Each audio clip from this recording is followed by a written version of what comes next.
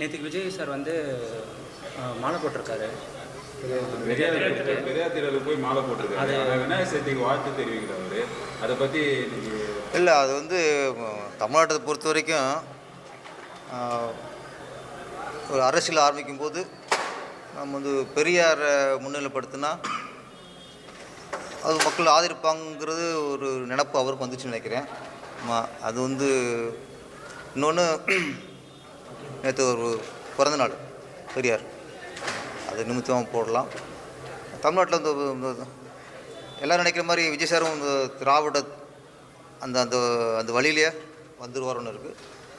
பெரியாருக்கு ஒன்று வந்து ஒத்துக்கணும், நம்ம இங்கே வந்து பெரியார் வந்து ஒரு பகுத்தறிவை விதைச்சவர், முக்கியமாக பெண் அடிமைக்கு எதிராக குரல் கொடுத்தவர்.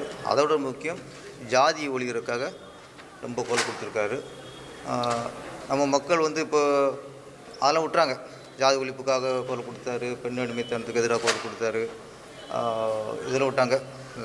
கடவுள் மறுப்பு தான் இன்றைக்கி பெரியார்னு ஒன்று ஆகிப்போச்சு. அதை உடைக்கணும் ஃபஸ்ட்டு.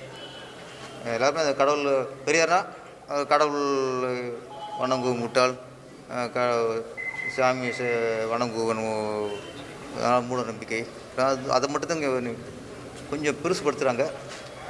அது இல்லை, பெரியாருங்கிறது வேற ஒரு பிம்பம் இருக்குது. விஜய் சார் வந்து எல்லாத்தையும் சொல்லணும். அதையும் பெரியார்கிட்ட போய் மாலை போடுறாங்கன்னா பெரியார் பெண்ணடிமை எதிராக என்ன பண்ணார், ஜாதி ஒழிப்புக்கு எதிராக என்ன பண்ணார், அந்த கொள்கையை ஃபாலோ பண்ணணும் யாராக இருந்தாலும்.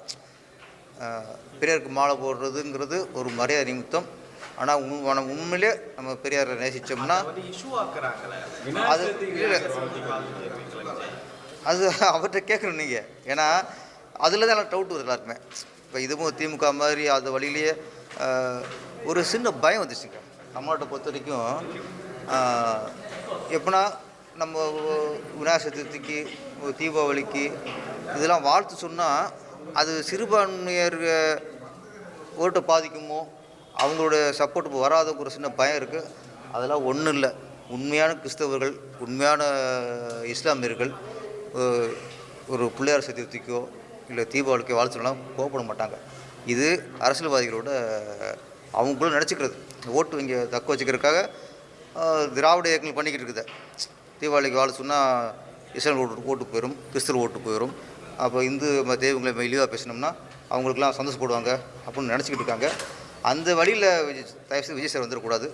விஜய் சார் இன்றைக்கி தளபதி விஜய் அப்படின்னா பெரும்பாலான மக்கள் நேசிக்கக்கூடிய ஒரு நடிகர், மனிதர்.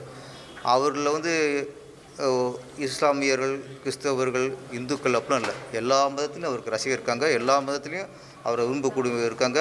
எல்லா ஜாதியிலையும் அவருக்கு ரசிகர் இருக்காங்க. அதனால் எல்லா ஜாதி மக்களுக்கும் எல்லா மத மக்களுக்கும் அவர் பொதுவானவராக வர வேண்டும் என்பது என்னோட ஆசை. பெரியாரை தொடர்ந்து இன்னைக்கு தாத்தா ரெட்டமலை சீனிவாசன் அவருடையும் எனக்கு இது இருக்குது. சரி, அவருக்கெல்லாம் மாலை போடலை, சீமானுக்கு தான் அவர் கேள்வியாக கேட்குறாரு. அல்ல, கரெக்டு. ஏன்னா இப்போ வந்து பெரியார் அவர்களை கொண்டாடுற அளவுக்கு சிலர் இப்போ தலித்துன்னு சொல்கிறாங்க. இப்போ தலித்து நம்ம தனிப்பில் பேசக்கூடாது. இருந்தாலும் அவர்கள் வந்து யாருமே அதிகமாக வந்து ரெட்டமலை சீனிவாசன் அவர்கள் வந்து பேரை சொல்கிறதோ அவரை குறிப்பிடுறதோ அவரை கொண்டாடுறதோ அதிகமாக காண. இங்கே இப்போ ஒரு அம்பேத்கர் வந்து இந்தியா முழுக்க உள்ள ஒரு தலைவர், இந்தியா மக்களுக்காக வாழ்ந்த ஒரு தலைவர், அதில் எந்த இதுவும் இல்லை. அப்போ அவர் இந்தியாவுக்கு பொதுவானவர் அம்பேத்கர். ஓகே. ஆனால் அவரை கொண்டாடுற அளவுக்கு இன்றைக்கி இங்கே தமிழ்நாட்டில் தலித்துகளுக்காக போராடினவர், தலித்தோட வளர்ச்சிக்காக அவர் குரல் கொடுத்தவர் ரெட்டமலை சீனிவாசன் அவர்கள். என்னமோ சமீபகாலமாக அவரை வந்து யாரும் தூக்கி பிடிக்கல, அவர் வேறு யாரும் ஞாபகப்படுத்துறதில்ல. ஏன்னா நம்ம மண், தமிழ் மண்ணில் பிறந்து தமிழ்நாட்டில் இருந்து தமிழ்நாட்டில் உள்ள தலித்துகளுக்காக குரல் கொடுத்த ஒருத்தர். எந்த அளவுக்கு நீங்கள் அம்பேத்கரை கொண்டாடுறீங்களோ, எந்த அளவுக்கு பெரியாரை கொண்டாடுறீங்களோ, அதே அளவுக்கு ரெட்டமலை சீனிவாசன் நம்ம கொண்டாடணும். சரி, இந்த வாரம் வந்து 7 படம் 8 படம் நமக்கு ரிலீஸ் ஆகுது. இன்றைக்கி வரைக்குமே கோட்டு தான் வந்து ஃபுல் டிக்கெட்டு புக்கிங் ஆகிருக்கு. ஸோ இப்போ வர படங்களுக்கெல்லாம் அது எப்படி இருக்கும், அது நீங்கள் எப்படி சொல்கிறீங்க? இப்போ போட் எதிர்பார்த்து தான். ஏன்னா ஒரு இன்றைக்கி விஜய் சார் அப்படிங்கிறது கமர்ஷியலாக பெரிய ஹீரோ. இன்றைக்கி ஒரு கோடிக்கணக்கான ரசிகர்களை கொண்டவர். அது வசூல் பண்ணுறதுல எந்த ஒரு ஆச்சரியம் இல்லை. இன்னொன்று சமீபத்தில் விஜய் படத்தில் இது கலெக்ஷன் அதிகமாக தான் இருக்குது. ஏன்னா நிறைய முதலீடு பண்ணியிருக்காங்க. இப்போ கோட் படம் வந்து விஜய் சார் சம்பளம் உட்பட அந்த பட்ஜெட் வந்து மிகப்பெரிய முதலீடு. அப்போ அந்த முதலீடை பூரா எடுக்கணும்னா அது ஒரு வாரம் 10 நாளாவது ஃபுல்லாக போனால் தான் அவங்க போட்ட முதலீடு எடுக்க முடியும், லாபத்தை பார்க்க முடியும்.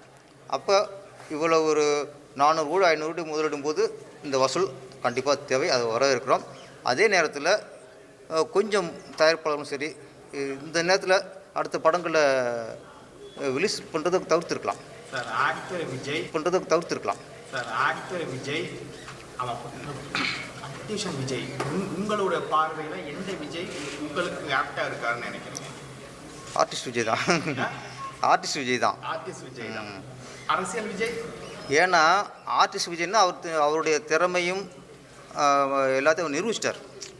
இன்றைக்கி வந்து அவர் 67 68 பண்ணிட்டார்னா அவருடைய திறமை என்ன, நல்லா டான்ஸ் ஆடுவார், நல்லா ஃபைட் பண்ணுவார், நல்லா நடிப்பார், நல்லா எமோஷன் சீன் சென்டிமெண்ட் சீன் நல்லா பண்ணுவார் அப்படின்னா எல்லாம் நடித்து மக்களை கவர்ந்துருக்காரு. அப்போ நடிப்பு திறமைனால ஆர்டிஸ்ட்டு நம்மளை கவர்ந்துருக்காரு. அரசியல்வாதியாக விஜய் வந்து எந்தளவுக்கு கவர்வார்னு இதுக்கப்புறம் தெரியணும். இப்போ தான் கட்சி ஆரம்பிச்சிருக்காரு. நீங்கள் வந்து மாநாடு போட போகிறாரு. இதுக்கப்புறம் அவர் செயல்பாடுகளை பொறுத்து தான், எனக்கு மட்டும் இல்லை பொதுமக்களுக்கும் அவரை எந்தளவுக்கு விரும்புகிறாங்கன்னு இதுக்கப்புறம் அவர் செயல்பாடை பொறுத்து அவங்களுக்கு கணிக்க முடியும். மாநாடுக்கு உங்களை எதாவது அழைப்பு வச்சுருக்காங்க? மோடிஜி கிட்ட வாழ்த்து தெரிவிச்சிருக்காரு. ஸோ அவர் வந்து பேலன்ஸாக இருக்கிறாரு. அது அப்படி சொல்ல முடியாது. ஏன்னா இப்போ இது மோடிஜிங்கிறது இன்றைக்கி நம்ம நாட்டு பிரதமருங்க. நம்ம நாட்டு பிரதமர் இன்றைக்கி நம்ம நாட்டு பிரதமருக்கு இந்த மாதிரி அரசியல்வாதி இன்றைக்கி அரசியல்வாதி ஆகிட்டார். ஒரு நடிகராக இருந்து சொல்கிறாரா சொல்லங்கிறது நம்ம வந்து அதை எதிர்பார்க்க முடியாது. ஒரு அரசியல்வாதி இருக்கும்போது நம்ம நாட்டு பிரதமருக்கு யாராக இருந்தாலும் வாழ்த்து சொல்லி ஆகணும். அதுவும் நாட்டுப்பற்று தேசப்பற்று கலந்தது. அது நம்ம மோடிக்கு வந்து ஒரு அரசியல் கட்சி தலைவராக பார்த்தா தான் இதெல்லாம் பேச்சு. அவர் நம்ம நாட்டு பிரதமர். நம்ம நாட்டு பிரதமர் மோடி அவர்கள் இல்லாமல் இன்றைக்கி வேறு யார் இருந்தாலும் அவருக்கு வாழ்த்து சொல்கிறது எல்லா அரசியலும் கடமை தான். மாநாட்டுக்கு உங்களுக்கு ஏதாவது அழைப்பு என்ன விடுத்திருக்காங்களா?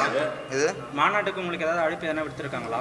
இல்லையே, நமக்கு அழைப்பில் இல்லை, அதில் பெரிய ஆள் இல்லை, நம்ம கட்சி சார்ந்து இல்லை. ஆமாம், அழைப்பு வந்தால் போகலாம். இந்த மாதம் 23 மாநாடு நடக்கிறதா இருந்தது. ஒரு காவல்துறை வந்து பர்மிஷனுக்கு ஒரு 21 கேள்வி கேட்டிருந்தாங்க. அதுக்கு பதிலும் சொல்லியிருக்காங்க. ஆனால் அவரால் இந்த 23 மாநாடு நடத்த முடியல. இதுக்கே கொஞ்சம் பயந்து பின்வாங்குற மாதிரி. இல்லை, இது பயந்து இல்லை. அவங்க கேட்ட கேள்விகளில் சில விஷயங்கள் அவங்க நிறைவேற்றணும்ல, அதுக்கான டைம் வேணும். அந்த டைம் அந்தளவுக்கு இல்லை. ஏன்னா ஒரு கேள்வியை பொறுத்து அவங்களுக்கு சில யோசிச்சிருக்கலாம். ஓகே, இதெல்லாம் நம்மளுக்கு இல்லை, இதெல்லாம் நம்ம சரி பண்ணணும் அப்படின்ட்டு.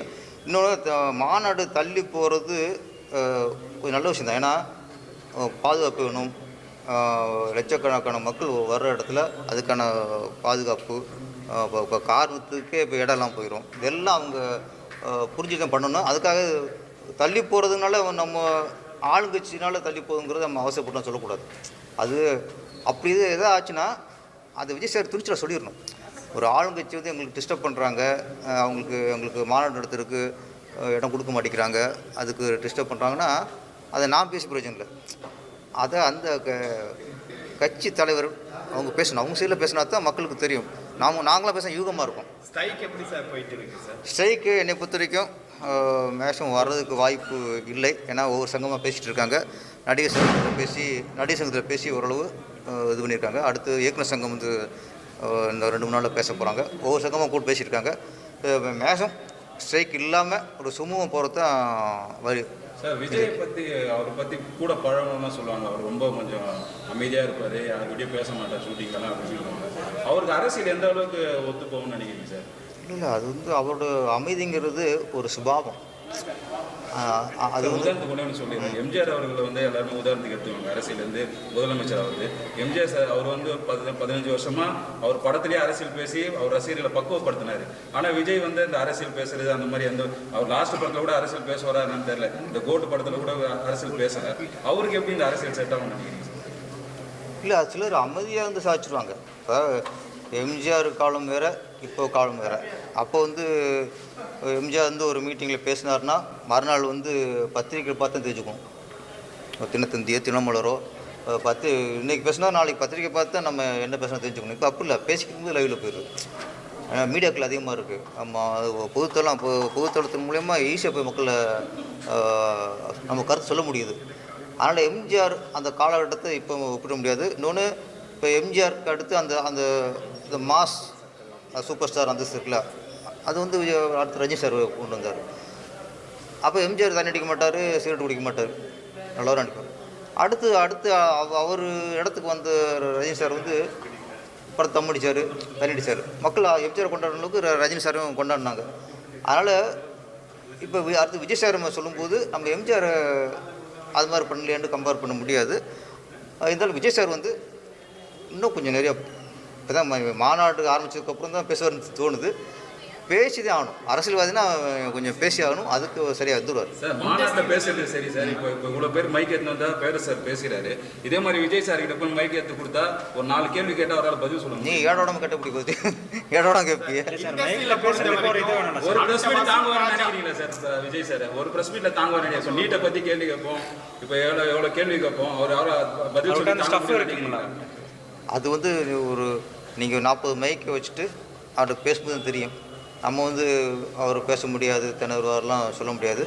அதுக்கானது வளர்த்துட்டு வந்துடலாம் சார். லாஸ்ட் சார், இண்டஸ்ட்ரியில் பொறுத்த வரைக்கும் அடுத்த வசூல் சக்கரவர்த்தின்னு விஜய் சார் சப்போஸ் அரசியலுக்குள்ளே போயிட்டாங்கன்னா அந்த கேப்பு வந்து இதாக இருக்கும். ஸோ உங்களுடைய பாயிண்ட் ஆஃப் வியூவில் விஜய் சாருக்கு அப்புறம் யார் அந்த பிளேஸை இல்லை ஒவ்வொரு இப்போ எம்ஜிஆரோட இடம் ஒன்று இருக்குல்ல, அதை ரஜினி சார் நிறைய சொல்ல முடியாது. அது மாதிரி ரஜினி சாருடைய இடத்த விஜய் சார் நிறைவேற்றான்னு சொல்ல முடியாது. அவங்களுடைய சாதனை அது ரஜினி சாரோட சாதனை, விஜய் சாரோட சாதனை வேறு. அது மாதிரி விஜய் சாருக்கு அப்புறம் நம்ம வந்து அவர் இடத்துக்கு வர முடியாது.